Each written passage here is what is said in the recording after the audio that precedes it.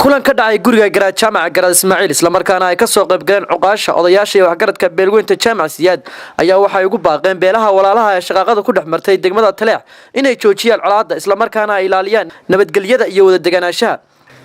waxaanu codsanaynaa dagaalka in la joojiyo xabadaas in la joojiyo in ilaahay dartii loo joojiyo in qiimaha maanta ka dhibanaya iyo ka nooli kala leeyihiin in la hubsado darsadana waxaan ugu baaqaynaa ka kacay yaa muslinaay yaa islaamaay yaa ummadii nebi maxamed ahey war dhegayste iyo dhehaba hawshaas in waxaynuna cod dheer iyo cod gaabanba ku leenahay hala joojiyo dagaalka walaalayaal wiil baa ku dhintay wiil kuma dhasho waxa weeyaan waa kugu dhimay oo ka dhimay waxaanu idin leenahay joojiya dagaalka waxaanu aad iyo aad uga tacsiyeynaa wixii ka dhacay wixii hore uga dhacay wax maanta ka dhacay aad baan uga tacsiyeynaa waxaanu kaloo leenahay war maanta xaaladdu meesha ay maraso meel la isugu noqdo maaha waa laba reer oo walaala isugu degaan baa tihiin cid idin kala xigtaa oo nin baa yidhi baa anigu guul kuma dhaarin gembi baan ku dhaartay annagu waajibka aanu leenahay naga saaran saaka waa iska ridaynaa ilmaaya reero ilaahay baanu idinku dhaarinay joojiya xabaddaa maanta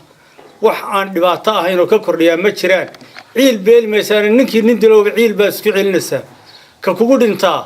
waanu ognahay waa inadeerkaa ruma inadeerkaa labaad waxaanu idin leenahay oo idinku baaqanaa sida odayaashu sheegeen in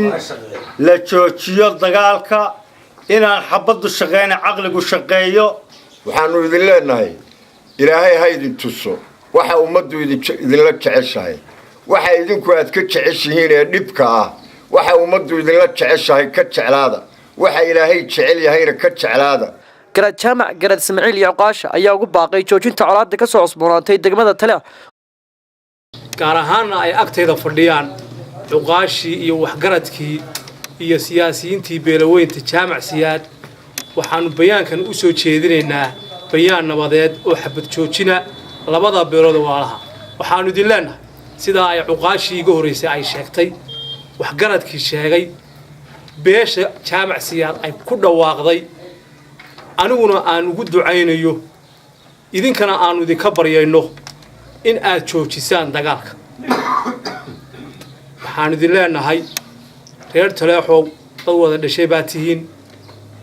dagaal wiil baa ku dhinta ee wiil kuma dhasho baaqan kadib ayaa waftigan uu hogaaminayo garaad jaamac garaad Ismaaciil oo ay weelinayaan cuqaal iyo waxgarad waxay ugu amba bixin magaalada Taleex Mukhtaar Cabdi Jaamac Star TV Laascaanood